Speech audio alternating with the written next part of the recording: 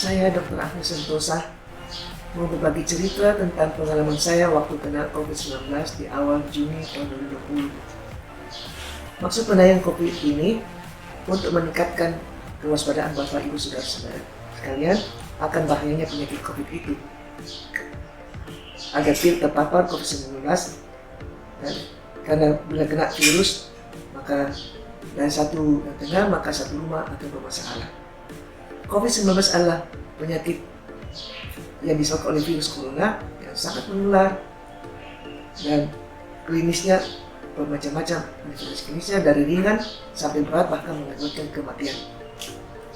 Sebelum terpapar COVID-19, sebelumnya cucu saya, anak saya, menantu saya semuanya sudah terpapar COVID-19 lewat almarhum suami saya yang rupanya sudah terpapar juga, yang sekarang yang pada masa itu sedang dalam masa inkubasi, di mana penyakit ini sangat infeksius pada masa inkubasi, tingkat penularannya sangat tinggi. Waktu saya kena COVID-19 mulai terasa meriang, nyeri tulang-tulang, lemas, bahkan sampai jalan pun rasanya susah, berdiri pun rasanya mau jatuh ke belakang.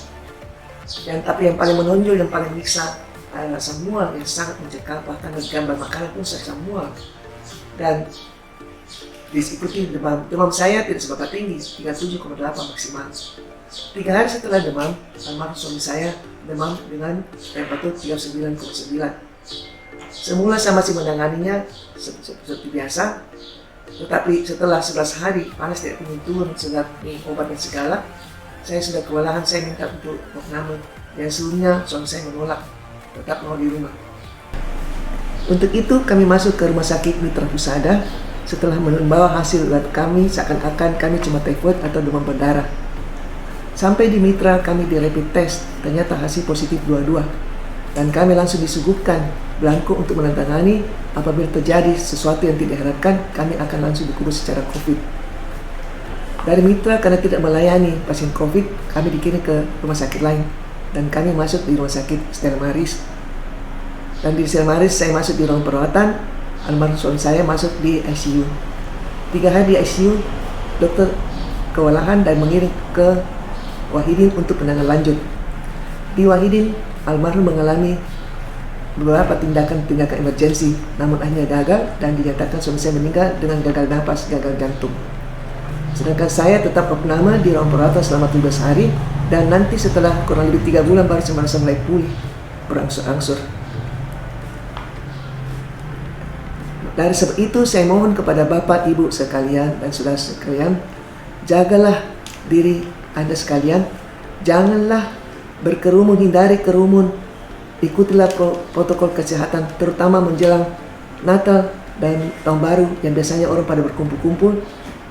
Janganlah, terutama pada misa malam Natal dan hari Natal yang diadakan 4 kali, cukuplah 1 kali bagi orang yang masih sehat, yang masih muda, yang masih bugar. Dan ibu-ibu tolong jangan bawa bayinya atau anak di bawah umur, karena itu sangat risiko. Karena yang kita lihat biasanya pasien orang-orang normal, padahal dia sudah masa inkubasi, di mana masa penularan sangat tinggi. Lagi pula masih baik kalau OTG itu daya menularnya rendah. Tetapi kalau sampai kita ketemu pasien yang dengan masa inkubasi, maka dengan cepat menular dan memberikan dampak yang sangat merugikan. Jadi kami himbau ibu bapak sekalian, aturilah protokol kesehatan dan usahakanlah supaya tetap hidup sehat, bugar,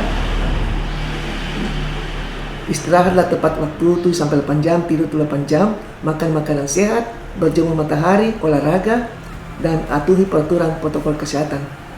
Semoga kita semua bisa merayakan Natal dengan penuh sukacita dan menyongsong tahun baru yang ceria tahun 2021.